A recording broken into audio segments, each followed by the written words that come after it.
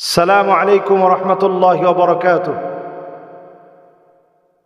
بسم الله والحمد لله والصلاة والسلام على رسوله الأمين ثم أما بعد. একজন ভাই জানতে চেয়েছেন যে সাম্প্রতিক সময়ে একটি নিউজ দেখা যাচ্ছে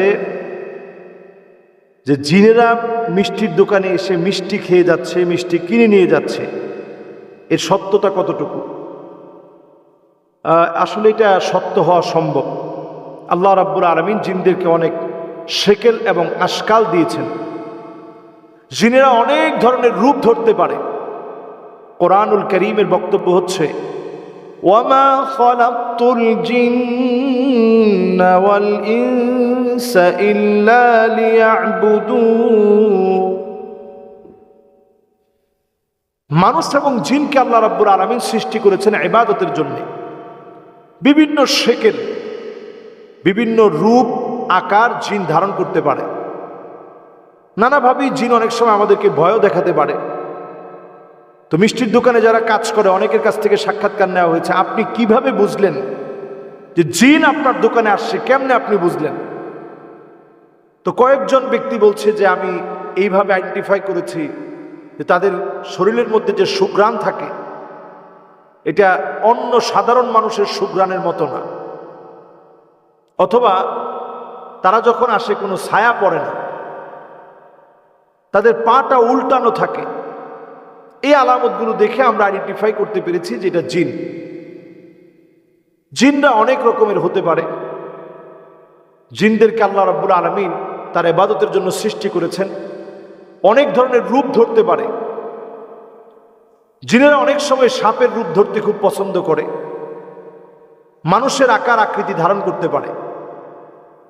মানুষের আকার আকৃতি যখন ধারণ করে, স্বাভাবিক বেশভূষায় আমাদের মতোই চলাফেরা, আমাদের মতোই পোশাক পরিচ্ছদ, আমাদের মতোই কথা বলবে, আমাদের চারপাশে অবস্থান করবে, এবং তারা টাকা দিয়েই মিষ্টির দোকান থেকে মিষ্টি কিনতে পারে। অনেক সময় অনেক দোকানদার বলেছেন যে আমরা দেখে যাই যে মিষ্টিগুলো একভাবে গুছিয়ে রেখেছি, এসে দেখি ওই মিষ্টিগুলো আর ওই রকম নেই। সব মিষ্টি আবার তারা পছন্দ করে না। বিশেষ করে রসমলাই, তারপরে রাজভোগ, এরপরে চমচম, এই জাতীয় দামি দামি যে মিষ্টিগুলো আছে, কাশ্মীরি কিছু মিষ্টি আছে, এই জাতীয় মিষ্টিগুলো তারা খুব পছন্দ করে। তো এই মিষ্টিগুলো স্বাভাবিকভাবেই জিনদের খাবার হচ্ছে। আমরা যেটা খেয়ে ফেলে দিই, যেমন হাড় অথবা কাটা, যেটা আমরা খেয়ে ফেলে দিচ্ছি, এটার মধ্যে আমরা কখনো পানি দিব না। আমাদের মাছের কাটা, মুরগির হাড় অথবা গরুর গোশত খাওয়ার পরে যে হাড়টা থাকে, এই হাড়ের ভিতরে যখন শুধু তারা হাত দেয়, আল্লাহ রাব্বুল আলামিন তৎক্ষণাৎ তাদেরকে রিজিকের ফয়সালা করে দেন। সুবহান আল্লাহ তাআলা এইভাবে তাদেরকে রিজিক দেন। আমাদেরকে যেহেতু আল্লাহ রাব্বুল আলামিন সর্বশ্রেষ্ঠ সৃষ্টি হিসেবে আল্লাহ তাআলা সৃষ্টি করেছেন, আমাদের রিজিকটাকে আল্লাহ তাআলা সম্মানিত করেছেন। এজন্য যখন আমাদের মানুষের মতো কোনো আকৃতি তারা ধারণ করে, তখন সম্মানিত মানুষের যেরকম অভ্যাস, তারা এইভাবে করেই মিষ্টিটা গিয়ে সংগ্রহ করে।